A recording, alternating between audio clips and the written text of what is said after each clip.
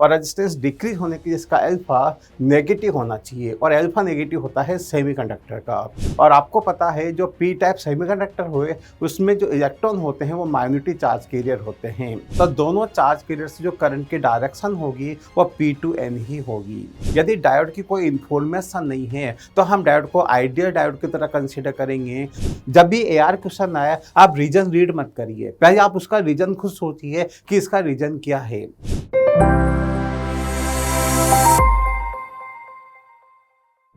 Dear student, Allen career institute Kota से मैं केबी Chittaura T20 series में आपका हार्दिक स्वागत करता हूं। बेटा आज हम T20 सीरीज में टॉपिक सेमीकंडक्टर को डिस्कस करेंगे। हम इस टॉपिक में 20 क्वेश्चन की हेल्प से चैप्टर का फास्ट फॉरवर्ड रिवीजन करेंगे। तो आइए स्टार्ट करते हैं क्वेश्चन नंबर 1 से। क्वेश्चन नंबर 1 में आपको गिवन है in the given diagram current increase when temperature is increase then element axes. अब ध्यान से देखना, टेम्परेचर इंक्रीज करने पर करंट इंक्रीज हो रही है। यदि हम I की बात करें तो I इक्वल टू होगा V/R, V तो कांस्टेंट है।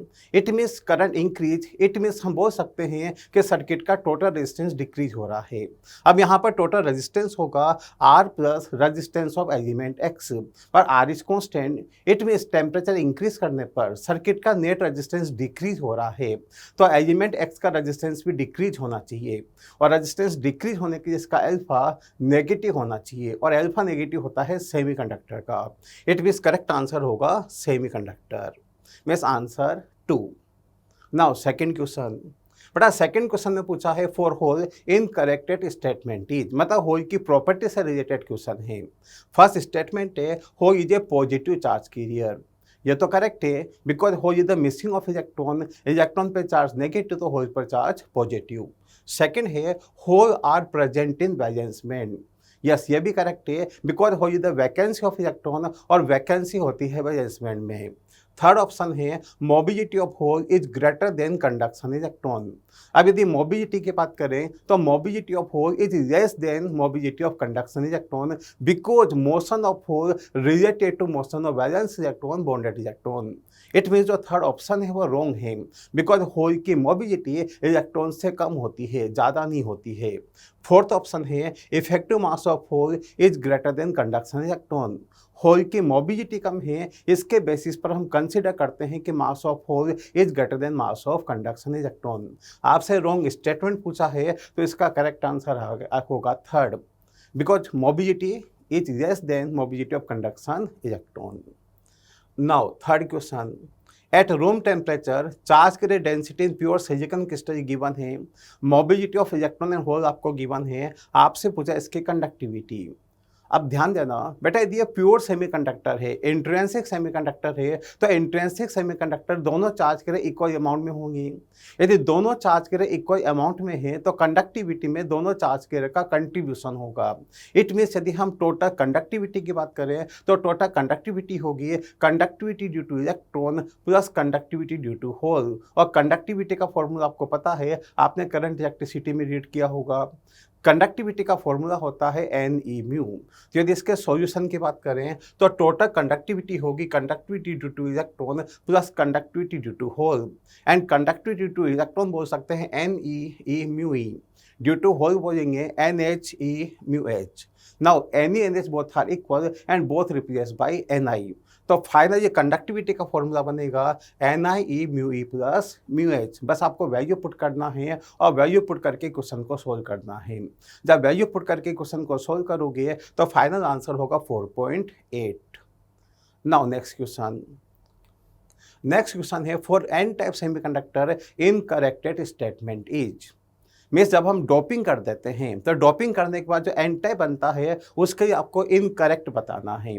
फर्स्ट ऑप्शन है डोप्ड बाय पेंटावजन इम्प्योरिटी। बेटा जब हम एन टाइप सेमीकंडक्टर डिजाइन करते हैं तो उसमें हम पेंटावजन डोपिंग ही ऐड करते हैं। It means first option is correct. Second is electron very very greater than hole, because जो पेंटावजन इम्प्योरिटी है वो चार्ज के लिए इलेक्ट्रॉन जनरेट करती है and due to impurity electron become excess. It means here electron are majority charge carrier and hole are minority charge carrier. It means number of electron greater than number of hole. Means ये भी correct है। Third option में है negatively charge. बेटा ये wrong है, because चाहे N type हो या पी टाइप हो, दोनों ही सेमीकंडक्टर इलेक्ट्रिकली न्यूट्रल होते हैं।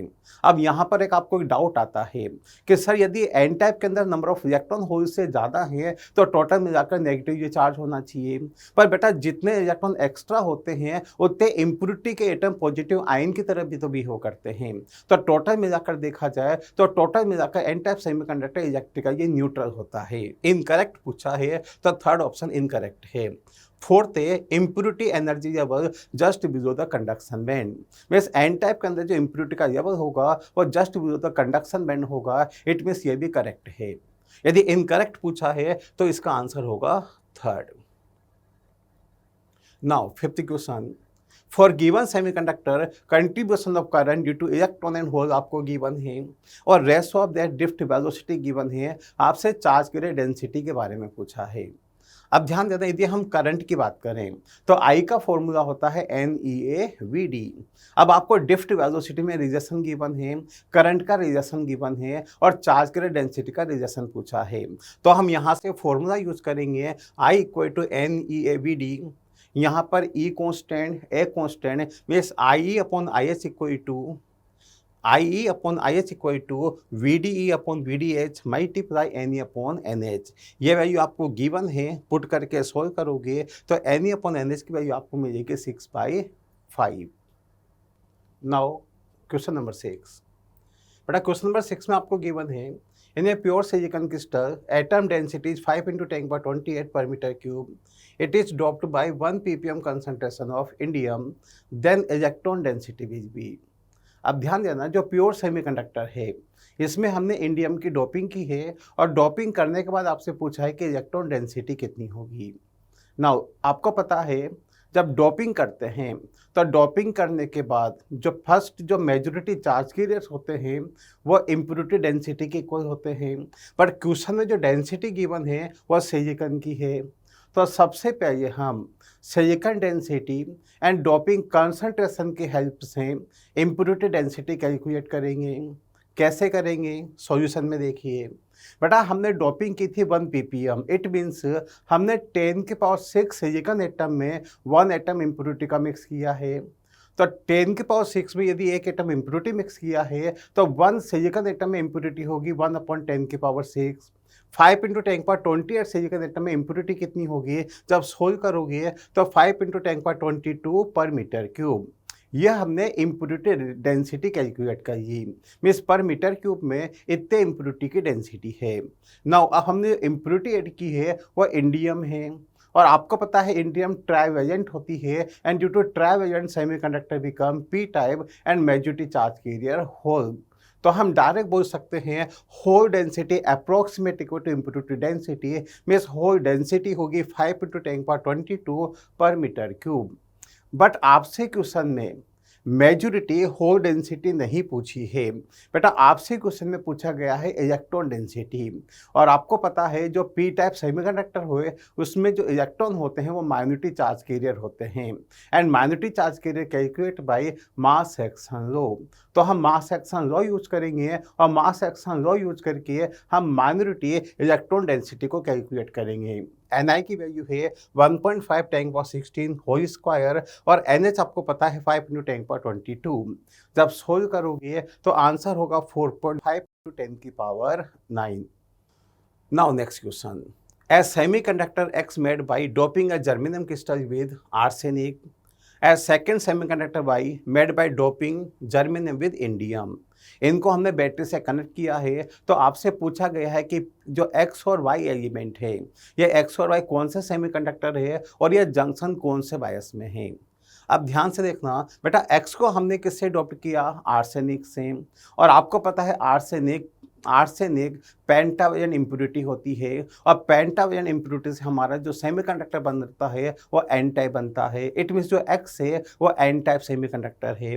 Y को हमने डोपिंग किया है इंडियम से और इंडियम द ट्राइवेलेंट इम्प्योरिटी और ट्राइवेलेंट इम्प्योरिटी ऐड करने से बनता है पी टाइप। इट मीन्स जो X एलिमेंट है वो है एन टाइप सेमीकंडक्टर और Y है वो P type semiconductor. N positive और P नेगेटिव से कनेक्टेड है। It means junction is in reverse बायस। तो इसका करेक्ट करेक्ट आंसर देखेंगे तो X is N type, Y is P type and junction is reverse bias. Means correct answer is 4।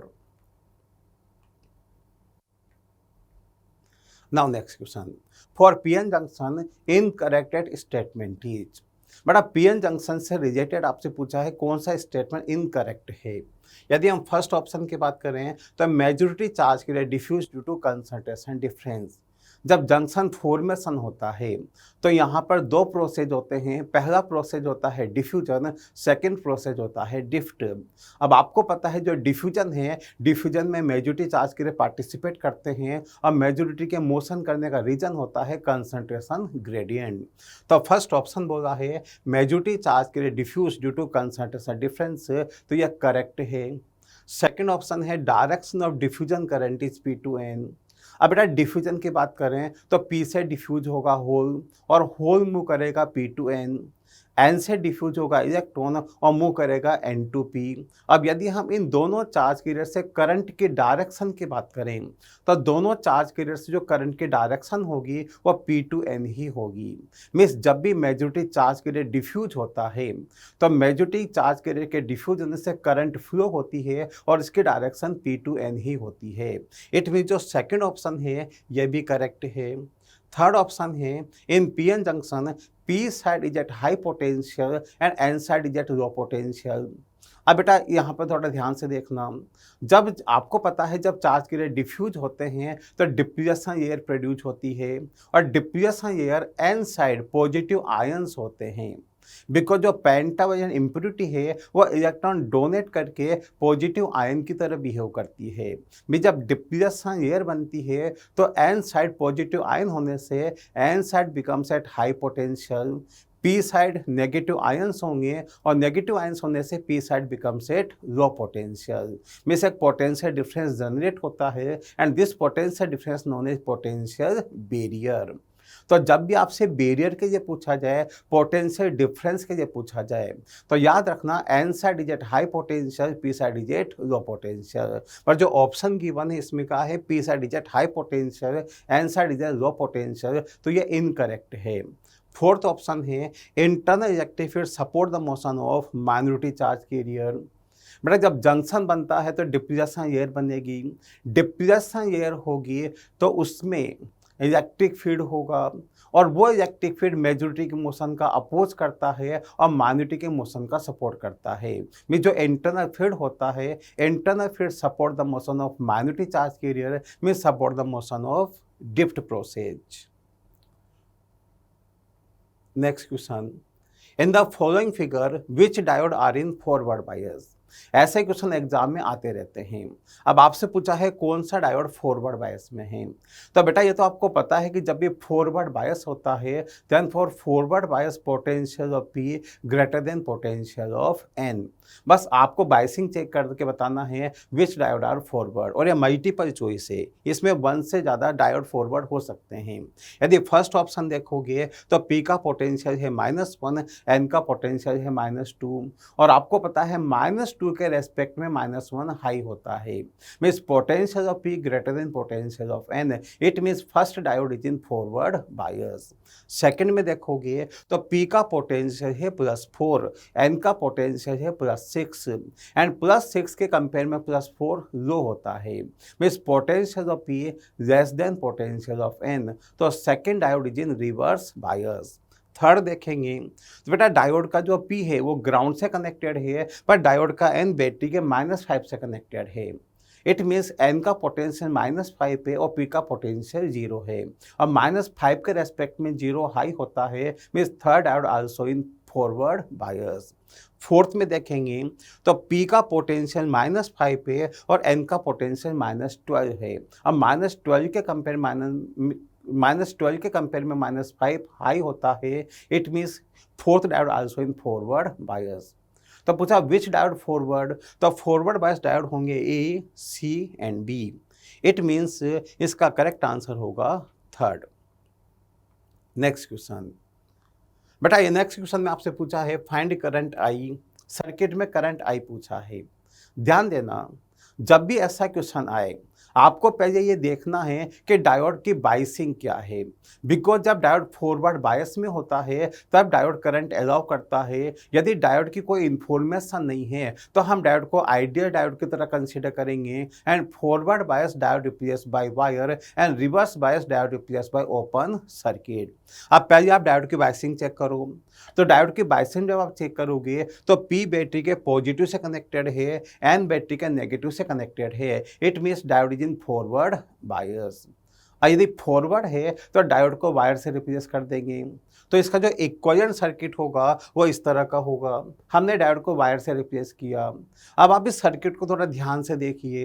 बेटा इसमें ये जो 1 किलो ओम के दो रेजिस्टेंस कनेक्टेड हैं, इनके पैरेलल में वायर है और इनके पैरेलल में वायर होने की वजह से ये दोनों रेजिस्टेंस शॉर्ट सर्किट हैं। और करंट इलेक्ट्रिसिटी में आपने पढ़ा होगा कि जो शॉर्ट सर्किट रेजिस्टेंस होते हैं उनसे करंट का फ्लो नहीं होता है, वो रेजिस्टेंस यूजलेस होते हैं। इट मीन्स ये तो यूजलेस हो गए।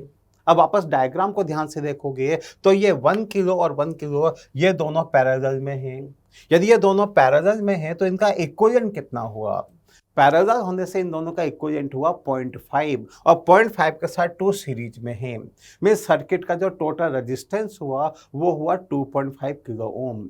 अब यदि आपको सर्किट का टोटल रेजिस्टेंस पता है, वोल्टेज पता है तो आई बता सकते हैं, बिकॉज आई का फॉर्मूला होता है V/R। वी आपको पता है 5 वोल्ट है और टोटल रेजिस्टेंस हुआ हमारा 2.5 किलो ओम। तो सर्किट में जो करंट फ्लो होगी वो होगी 2 मिली एम्पियर।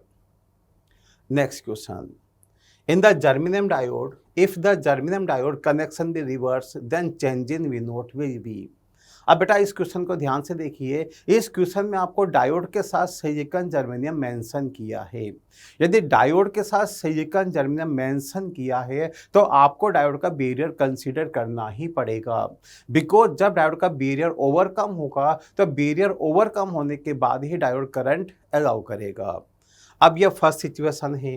यदि इस फर्स्ट सिचुएशन में हम देखें या इसके सॉल्यूशन की बात करें तो बेटा ये फर्स्ट सिचुएशन में इसमें एक डायोड जर्मेनियम का है, एक डायोड सिलिकॉन का है और दोनों ही फॉरवर्ड बायस में पैरेलल में कनेक्टेड हैं। तो याद रखना यदि दो डायोड पैरेलल में हैं और दोनों का बैरियर गिवन है तो हमेशा वो डायोड कंडक्ट करता है जिसका बैरियर कम होता है, बिकॉज जब जर्मेनियम डायोड कंडक्ट करेगा then across the germanium voltage remain constant. अभी सिलिकॉन कंडक्ट नहीं कर रहा है, silicon behave as a open circuit. Germanium पर 0.3 है तो पैरेलल होने से सिलिकॉन पर भी 0.3 ही होगा और 0.3 से उसका बैरियर ओवरकम नहीं होगा। मींस फर्स्ट सिचुएशन में silicon not conduct, only germanium conduct. यदि जर्मेनियम कंडक्ट करेगा तो जर्मेनियम पर ड्रॉप होगा 0.3 का। बैटरी 5 की है, इट मीन्स रेजिस्टेंस पर ड्रॉप होगा 4.7 वोल्ट का। अब सेकंड सिचुएशन में हमने क्या किया, जर्मेनियम डायोड को रिवर्स कर दिया। जब जर्मेनियम को रिवर्स करेंगे तो germanium diode becomes in reverse bias and reverse diode does not conduct, does not allow current, behave as a open circuit. It means germanium conduct नहीं करेगा तो सिलिकॉन ही कंडक्ट करेगा और जब सिलिकॉन कंडक्ट करेगा तो उस पर वोल्टेज ड्रॉप होगा 0.7 का। बैटरी 5 की है, सिलिकॉन पर ड्रॉप 0.7 है, इट मीन्स रेजिस्टेंस पर ड्रॉप होगा 4.3 का। अब आपसे पूछा वी नोट में चेंज कितना होगा, तो बेटा पहले जो वी नोट था वो था आपके पास 4.7, बाद में वी नोट है 4.3। तो यदि वी नोट में चेंज पूछा जाए तो दोनों को माइनस कर देना और माइनस करने से रिजल्ट होगा 0.4 volt. Next question, in the given circuit work as a full wave rectifier then input output terminal will be. ये ब्रिज रेक्टिफायर से रिलेटेड क्वेश्चन है और जनरली ऐसा क्वेश्चन एग्जाम में पूछा जाता है। बेटा ब्रिज में हम क्या करते हैं, 4 डायोड कनेक्ट करके ब्रिज सर्किट बनाते हैं। अब पूछा गया है कि ये फुल वेव की तरह वर्क करे तो इसमें इनपुट आउटपुट कहाँ सप्लाई करेंगे। तो याद रखना ब्रिज में हम हमेशा इनपुट वहाँ कनेक्ट करते हैं जहाँ डायोड के अपोजिट टर्मिनल्स कनेक्टेड हों एंड आउटपुट और बोल सकते हैं लोड रेजिस्टेंस वहाँ कनेक्ट करते हैं जहाँ डायोड के सेम टर्मिनल कनेक्टेड हों। यदि हम इस सर्किट को देखें तो आप देखोगे ए पर इस डायोड का पी कनेक्टेड है और इसका भी पी कनेक्टेड है। इट मीन्स डायोड के सेम टर्मिनल कनेक्टेड हैं और जहां सेम टर्मिनल होते हैं वो आउटपुट वाला पॉइंट होता है। बी पर देखोगे तो एक का पी है दूसरे का एन है, it means opposite terminal connected है, इट मीन्स ये इस सर्किट का इनपुट पॉइंट होना चाहिए। सी पर देखोगे तो एक का पी दूसरे का एन है, मतलब ये भी इनपुट वाला पॉइंट हुआ। और डी पर देखेंगे तो दोनों डायोड के एन कनेक्टेड है, मतलब ये आउटपुट वाला पॉइंट हुआ। इनपुट वहां देंगे जहां डायोड के अपोजिट टर्मिनल हो और आउटपुट वहां देंगे जहां डायोड के सेम टर्मिनल हो। इट मीन्स इनपुट के लिए पूछा है तो इनपुट होगा बी और सी, आउटपुट होगा ए और डी। अगला question, in Zener diode in the circuit has a Zener breakdown voltage of 5 volt, calculate the power dissipation in the Zener diode। आपसे पूछा है कि जेनर में कितनी पावर प्रोड्यूस हो रही है। तो बेटा जेनर में कितनी पावर प्रोड्यूस हो रही है ये हम तभी कैलकुलेट कर सकते हैं जब आपको जेनर से पास करंट पता हो और आपको यह भी पता है कि after breakdown Zener diode extra current में सर्किट में जो भी एक्स्ट्रा करंट होती है उसको जेनर ही पास करता है। एक्स्ट्रा करंट के लिए आपको सबसे पहले लोड रेजिस्टेंस से कितनी करंट फ्लो हो रही है ये पता होना चाहिए और ये क्वेश्चन में गिवन है। क्वेश्चन में ऑलरेडी गिवन है कि लोड रेजिस्टेंस से 50 मिलीएम्पियर करंट फ्लो हो रही है। सेकंड आपको निकालना पड़ेगा कि जो 200 ओम का सीरीज रेजिस्टेंस है यहाँ से टोटल कितनी करंट पास हो रही है। अब बेटा यदि आपको यह करंट कैलकुलेट करना है तो इस करंट को आप कैलकुलेट कर सकते हो, बिकॉज आपको यह तो पता है यदि जेनर का ब्रेकडाउन हो गया है then across the Zener voltage remain constant. Means यहां वोल्टेज 5 रहेगा, बैटरी 30 वोल्ट की है तो रेजिस्टेंस पर रिमेनिंग वोल्टेज होगा 25। अब वोल्टेज पता है, रेजिस्टेंस पता है तो आई बता सकते हैं। इसका सॉल्यूशन को देखें तो सबसे पहले हमने आई को कैलकुलेट किया। आई होगा V minus V Z upon R S. V कितना था 30, वी जेड था 5 और आर एस था 200। इसको सोल्व किया तो ये 125 मिली एम्पियर आ गया। अब जेनर एक्स्ट्रा करंट बाईपास करता है, एक्स्ट्रा करंट के लिए आई में से आई माइनस करेंगे तो एक्स्ट्रा करंट कितनी हुई 75 मिली एम्पियर। अब आपसे पावर पूछी है, याद रखना सेमीकंडक्टर में जब भी आपसे पावर पूछा जाए हम पावर का फॉर्मूला यूज करेंगे I इंटू वी, बिकॉज आपको V पता है I पता है। तो पावर जेनर पूछा है तो जेनर वोल्टेज जेनर करंट को मल्टीप्लाई कर दोगे तो आंसर होगा 0.375 volt. Next question, for a photodiode delta Ag 2.5 electron volt, then which wavelength of light can be detected by this photodiode। एक फोटोडायोड है उसका डेल्टा Ag गिवन है। अब आपसे पूछा है कि वो फोटोडायोड कितने वेवलेंथ के लाइट को डिटेक्ट कर सकता है। फोटोडायोड का कंसेप्ट क्या है बेटा, फोटोडायोड पर जब लाइट इंसिडेंट होती है तो due to incident photon covalent bond are break और जब बॉन्ड ब्रेक होंगे तो करंट इंक्रीज होगी and with the help of micrometer we detect light. Because जब करंट इंक्रीज होती है तो माइक्रोमीटर की रीडिंग इंक्रीज होगी और माइक्रोमीटर की हेल्प से हम लाइट को डिटेक्ट करते हैं। यदि वो फोटोडायोड लाइट को डिटेक्ट कर रहा है तो लाइट को डिटेक्ट करने के लिए जो इंसिडेंट फोटोन हैं उनकी एनर्जी डेल्टा Ag के इक्वल या उससे ज़्यादा होनी चाहिए। बिकॉज जब इंसिडेंट लाइट की वजह से बॉन्ड ब्रेक होंगे तभी सर्किट में करंट इंक्रीज होगी और जब सर्किट में करंट इंक्रीज होगी तभी हम लाइट डिटेक्ट कर सकते हैं, अदरवाइज हम लाइट को डिटेक्ट नहीं कर सकते। तो सॉल्यूशन देखें, सॉल्यूशन बोला है for detect light energy of incident photon h mu और SC by lambda greater than equal to delta Eg। Lambda की जब सोल्व करोगे तो लैम्डा होगा less than equal to SC upon delta Eg और SC की वैल्यू आपको पता है 12400। डेल्टा Eg इलेक्ट्रॉन वोल्ट में पुट करेंगे तो लैम्डा आपका एंगस्ट्रॉम में होगा और ये वैल्यू होगी 4960 एंगस्ट्रॉम। मीन्स लैम्डा की वैल्यू 4960 होनी चाहिए या इससे कम होनी चाहिए, इससे ज़्यादा नहीं होनी चाहिए। Next question, the energy of radiation emitted by LED is. LED का कंसेप्ट क्या है, बेटा एलईडी में सिंपल सा कंसेप्ट है कि जब करंट का फ्लो होता है देन मेजॉरिटी चार्ज के diffuse recombine make covalent bond and energy release in form of photon. जब भी एलईडी में से करंट का फ्लो होगा तब मेजॉरिटी चार्ज के रिकम्बाइन होंगे और रिकम्बाइन होने पर एनर्जी रिलीज होती है। अब इलेक्ट्रॉन होल मिलकर रिकम्बाइन होते हैं and we know electron present in conduction band, hole present in valence band और दोनों मिलकर बॉन्ड बना रहे हैं।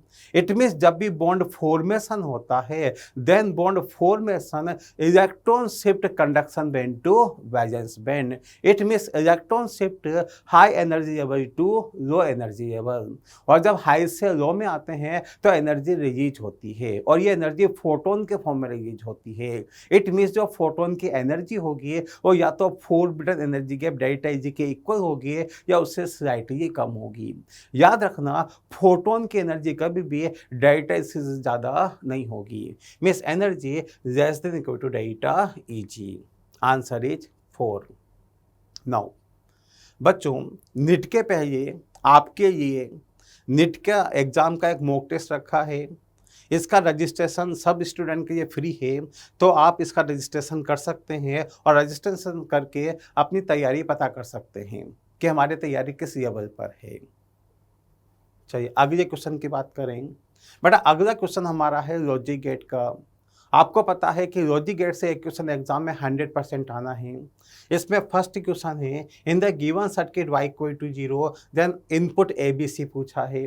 ऐसा क्वेश्चन नेट में 2-3 बार आ चुका है। ऐसे क्वेश्चन को करने का सबसे सिंपल मेथड है, आपको आउटपुट गिवन है, आउटपुट से इनपुट पूछा है, तो आप भी क्वेश्चन को रिवर्स ऑर्डर में स्टार्ट करें।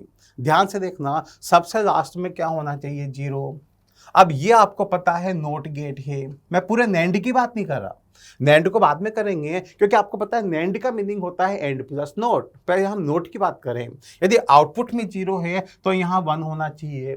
अब एंड में 1 कब होता है? एंड में 1 तभी होता है जब दोनों इनपुट 1 हो। इट मीन्स यहाँ 1 होने के लिए दोनों 1 होना चाहिए।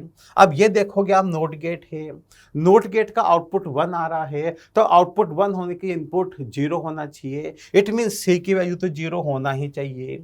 अब ये 1 है और ये है नोर। नोर का मीनिंग होता है और प्लस नोट। पहले नोट की बात करें, नोट का आउटपुट 1 है तो इनपुट 0 होना चाहिए। अब और में 0 कब होता है? बेटा और में 0 होगा जब दोनों इनपुट 0 हों। इट मीन्स यदि फाइनल में आपको आउटपुट में y इक्वल टू 0 चाहिए तो A, B और C की वैल्यू 0, 0, 0 ही होना चाहिए। तो ऐसे क्वेश्चन को आप आउटपुट से इनपुट की तरफ करिए तो क्वेश्चन इजीली सोल्व हो जाता है। Next question, the output y of the combination of gate shown in equal to. आपको कॉम्बिनेशन गिवन है और पूछा है किस गेट के या किसकी वैल्यू किसके इक्वल है। ऐसे क्वेश्चन के लिए आपको सबसे पहले इसका बूलियन एक्सप्रेशन लिखिए। बेटा एक्सप्रेशन लिखेंगे तो ध्यान से देखना, और गेट है, और का आउटपुट मिलेगा A प्लस बी, इधर से A आया, लास्ट में एंड गेट है और एंड गेट इनको मल्टीप्लाई करेगा। इट मीन्स इसका जो एक्सप्रेशन बनेगा वो होगा A plus B dot A। अब इसको आगे सिंप्लीफाई करना है तो सिंप्लीफाई करने के पहले मल्टीप्लाई करोगे और जब मल्टीप्लाई करोगे तो होगा A dot A plus A dot B। But आपने बूलियन एल्जेब्रा में पढ़ा होगा कि A डॉट A ही होता है, तो A डॉट A को हमने ऐसे रिप्लेस कर दिया। अब आप थर्ड स्टेप में देखोगे तो A कॉमन आ रहा है, यहाँ से A को कॉमन लेंगे तो आपको मिलेगा A 1 plus B and 1 plus B 1 होता है बिकॉज 1 हाई है और हाई में कुछ भी ऐड करो तो हाई ही आता है। तो फाइनल आंसर क्या हुआ? A। तो ऐसे क्वेश्चंस को हम एक्सप्रेशन को सिंप्लीफाई करके कर सकते हैं। मान लीजिए ऐसे क्वेश्चन को सिंप्लीफाई करने में आपको दिक्कत आ रही है तो ऐसे क्वेश्चन को सोल्व करने के लिए आप ट्रुथ टेबल बनाकर भी सोल्व कर सकते हो। 2 इनपुट हैं A और B तो टेबल में 4 कॉम्बिनेशन होंगे 0, 0, 0, 1, 1, 0, 1, 1। जो एक्सप्रेशन आ रहा है इसमें वैल्यू पुट करिए और वैल्यू पुट करके इसकी ट्रुथ टेबल बना लीजिए और फिर देखोगे कि जो फाइनल आउटपुट आ रहा है वो किससे मैच कर रहा है। तो फाइनल आपका जो आउटपुट होगा वो ऐसे मैच करेगा, इसका मतलब आंसर A होगा। Next question, the truth table for the given gate shown in following will be. आपको एक कॉम्बिनेशन गिवन है और पूछा इसकी जो ट्रुथ टेबल है वो किसके इक्वल है। ट्रुथ टेबल पूछी है। तो बेटा ट्रुथ टेबल के लिए आप सबसे पहले एक्सप्रेशन ही बनाइए। ध्यान देना जो फर्स्ट गेट है वो सिंगल इनपुट नैंड है and we know single input NAND work is a NOT gate. Miss यहाँ पर आपने इनपुट में ए दिया है तो यहाँ ए बार मिलेगा। यह भी सिंगल इनपुट नैंड है और single input NAND work is A note, miss ये होगा बी बार। अब लास्ट में नोर गेट है और नोर का लॉजिक होता है आने वाले को प्लस करके बार लगाना। इट मीन्स जो इसका एक्सप्रेशन होगा वो होगा ए बार प्लस बी बार का होल बार। अब इसको आगे सिंप्लीफाई करना है और सिंप्लीफाई करने के लिए हम डी मॉर्गन यूज करेंगे। डी मॉर्गन में आपको पता है ए प्लस बी का whole bar equal to A bar dot B bar. तो जब डी मॉर्गन यूज करेंगे तो ये होल बार स्मॉल बार में चेंज होगा और प्लस डॉट में चेंज होगा and small bar cancel each other. Two small bar cancel each other plus dot में चेंज हुआ है मीन्स एक्सप्रेशन मिलेगा ए डॉट बी और ए डॉट बी आपको पता है एंड गेट का है। यदि ये एंड गेट का एक्सप्रेशन है तो ट्रुथ टेबल वही बनेगी जो एंड गेट की है और एंड में टेबल आपको पता है कि दोनों 1 होने पर 1 होता है, बाकी सब जगह 0 होता है। तो करेक्ट आंसर इसका 4 होगा। Now question number 19, in the following configuration of gate is equivalent to, किस गेट के इक्विवेलेंट है, गेट का नाम बताना है। बेटा अगर गेट का नाम बताना है तब भी आपको एक्सप्रेशन से ही सोल्व करना पड़ेगा। ध्यान से देखना ये ए है ये बी है तो यहाँ होगा ए प्लस बी, ये ए और बी है और ये नैंड गेट है। नैंड के अकॉर्डिंग यहाँ मिलेगा ए डॉट बी का बार और लास्ट में एंड गेट है मीन्स एंड इनको मल्टीप्लाई करेगा। तो एक्सप्रेशन जो आपका बनेगा वो बनेगा A plus B dot A dot B का बार। अब सिंप्लीफाई करने के लिए सबसे पहले डी मॉर्गन यूज करेंगे और डी मॉर्गन यूज करके होल बार को स्मॉल बार में चेंज करेंगे और जब डी मॉर्गन से होल बार को स्मॉल बार में चेंज करेंगे तो बेटा जो डॉट है वो प्लस में चेंज होगा। अब मल्टीप्लाई करो, मल्टीप्लाई करने के बाद आप देखोगे कि ए डॉट ए बार आ रहा है। अब बूलियन अलजेब्रा में आपको पता है कि A dot A bar 0, B dot B bar 0, तो फाइनल एक्सप्रेशन हुआ A dot B bar plus B dot A bar. और आपको ध्यान होना चाहिए ये जो बूलियन एक्सप्रेशन है ये एक्स और गेट का है। तो जो ये जो गिवन सर्किट है, given circuit equivalent to X OR gate. Next question, बेटा आपको ध्यान होगा कि नीट के एग्जाम में कुछ AR क्वेश्चंस भी आते हैं। तो हमने एक AR क्वेश्चन लिया है। फर्स्ट AR क्वेश्चन में है at constant temperature when intrinsic semiconductor convert into N type then number of electron increase. बताओ करेक्ट है? यस करेक्ट है, बिकॉज जब पेंटावैलेंट इम्प्योरिटी ऐड करते हैं तो पेंटावैलेंट इम्प्योरिटी चार्ज के लिए इलेक्ट्रॉन जनरेट करती है and due to impurity electron density increase. तो इसने कहा इलेक्ट्रॉन डेंसिटी इंक्रीज। रीजन क्या गया? जब भी AR क्वेश्चन आया आप रीजन रीड मत करिए, पहले आप उसका रीजन खुद सोचिए कि इसका रीजन क्या है। यदि जो आपने सोचा है वही रीजन वहाँ पर लिखा है या उससे मिलता जुलता लिखा है तो आंसर बन जाएगा। हमने इलेक्ट्रॉन इंक्रीज क्यों होते हैं इसका रीजन सोचा था कि जो इम्प्योरिटी एटम है वो इलेक्ट्रॉन जनरेट करती है और उसी से नंबर ऑफ इलेक्ट्रॉन इंक्रीज होते हैं। अब रीजन पढ़िए क्या है, at constant temperature every pentavalent impurity produce charge के इलेक्ट्रॉन। बेटा जो हमने सोचा था उसी तरह का रीजन यहाँ पे आ रहा है। इट मीन्स दोनों स्टेटमेंट करेक्ट है और ये इसका करेक्ट एक्सप्लेनेशन है। मीन्स इसका करेक्ट आंसर होगा फर्स्ट। आई होप आपने इस 20 क्वेश्चन के सीरीज को ध्यान से सुना होगा।